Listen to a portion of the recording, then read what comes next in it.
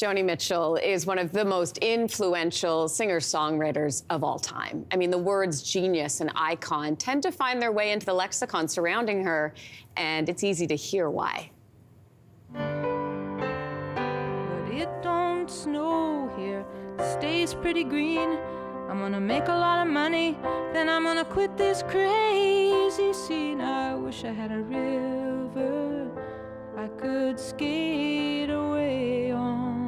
The song makes me cry every time. A new biography is joining the ranks of required reading for Joni Mitchell fans.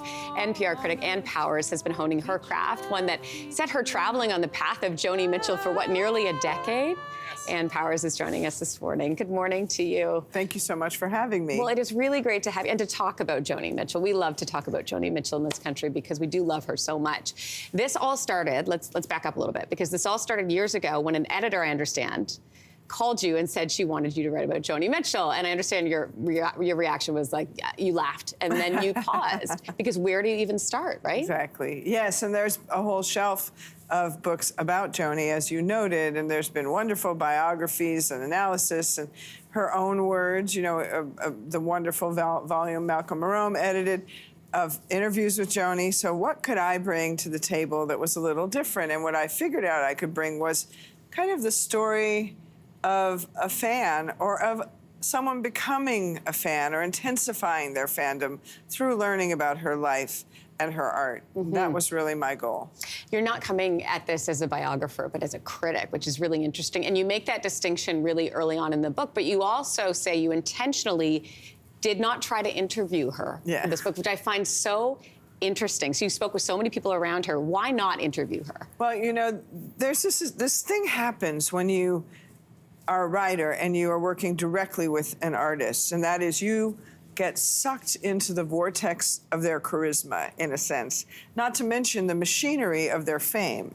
And I wanted a little distance from that, so I wanted to be able to say things that maybe Joni would not approve of, because honestly, I wanted to be able to tell the whole story, warts and all, you know? So that was one reason. And the other reason is simply that I wanted to be in that role of the listener, of the fan, who never does get to like hang out or be in the room with her, but comes to love her and understand her intimately and deeply anyway.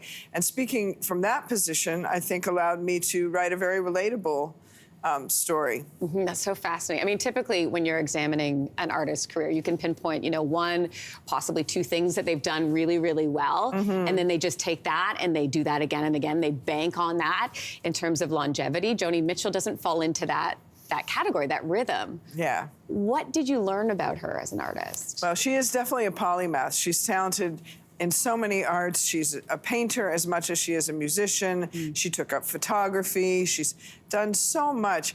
And in her music, she's done so much. And I think one thing I learned that people don't necessarily know is what a tech head she is and how much she loves to be in the studio. She was using synthesizers and sequencers much earlier than many people of her generation. And she's like one of the originators of synth pop in a way. So did you know that? I did not know that. Because I was going to say, what do you think Canadian readers would be surprised about? But I think that's it right there. Yeah, I did not know that. Yeah, and you know, her Canadianness factors into the story, I think, because to make a connection between Canada and England, she traveled to England to make this record, Dog Eat Dog, with Thomas Dolby, and it was considered, you know, some fans had their doubts about it, but I think in 2024 we can hear the excitement and the innovation of that music. Now, there's so much to hear in what she does. You're attached to River, and that's a beautiful thing.